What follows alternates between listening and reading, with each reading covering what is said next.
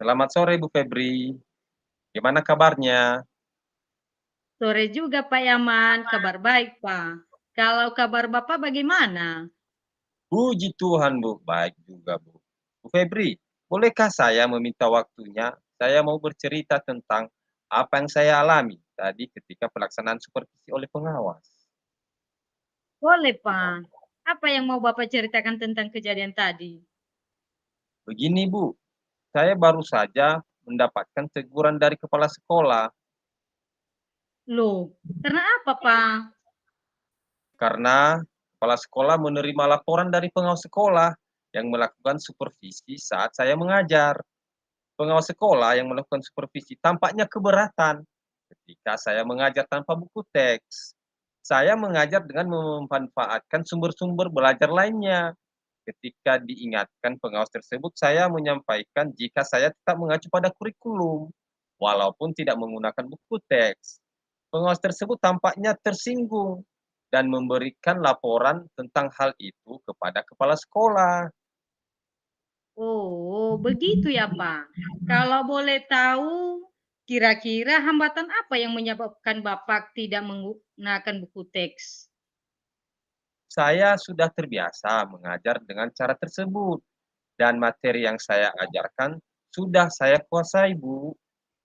Jadi, kalau bisa tahu apa kelebihan yang dirasakan Bapak saat tidak menggunakan buku teks?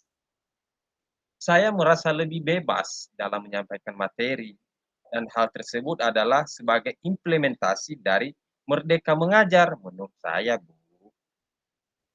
Oh, begitu ya, Pak. Bapak biasanya menggunakan sumber belajar apa kira-kira ya?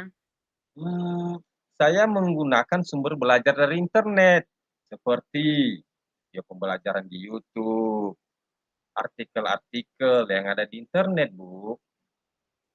Iya ya, Pak. Menurut Bapak, apakah menggunakan buku teks dapat menghambat eksplorasi murid? Hmm, kalau saya pikir-pikir, Bu, kembali, Bu, penggunaan buku teks tidak akan menghambat eksplorasi murid, bahkan bisa jadi memperkaya referensi murid dalam mengeksplorasi materi pembelajaran. Ya, itu sangat benar, Pak. Saya setuju dengan Bapak. Semua bisa kita jadikan sumber belajar.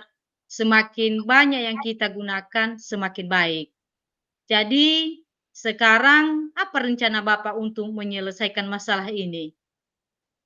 Eh, yang pertama saya akan menghadap kepala sekolah untuk menyampaikan permohonan maaf karena saya telah membuat kecewa Bapak pengawas. Kalau memang memungkinkan, saya ingin bertemu langsung dengan Bapak pengawas supaya masalah ini bisa diselesaikan dan tidak menimbulkan salah paham yang berkepanjangan. Itu sangat tepat, Pak. Semua masalah bisa cepat selesai jika kita sudah menyadarinya. Jadi, apa yang Bapak sampaikan kepada Bapak pengawas? Eh, saya akan mengatakan bahwa saya akan mengajar menggunakan banyak sumber belajar sesuai dengan yang disampaikannya, di antaranya teks, internet, video pembelajaran, dengan tujuan supaya murid-murid dapat mengeksplorasi materi yang dengan baik. Bagus sekali, Pak, rencananya. Mudah-mudahan Bapak pengawas bisa memaafkan Bapak ya. Kalau boleh tahu, apa komitmen Bapak terhadap rencana ini? Eh, saya berkomitmen untuk selalu membuat rencana pembelajaran yang menggunakan banyak sumber belajar untuk eksplorasi materi, sehingga murid-murid saya dapat menjalankan merdeka belajar. Dan saya akan membuat murid-murid yang senang dan kegiatan eksplorasi materi. Tanpa ada unsur paksaan, akan saya serahkan pemilihan sumber belajar pada murid-murid saya. Sangat-sangat setuju, Pak. Saya sangat mendukung. Mudah-mudahan semua berjalan dengan lancar ya dan sesuai harapan ya, Pak.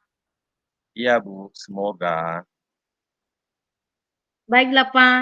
Kalau tidak ada lagi yang kita bahas, saya mohon izin untuk melanjutkan kegiatan saya yang lain.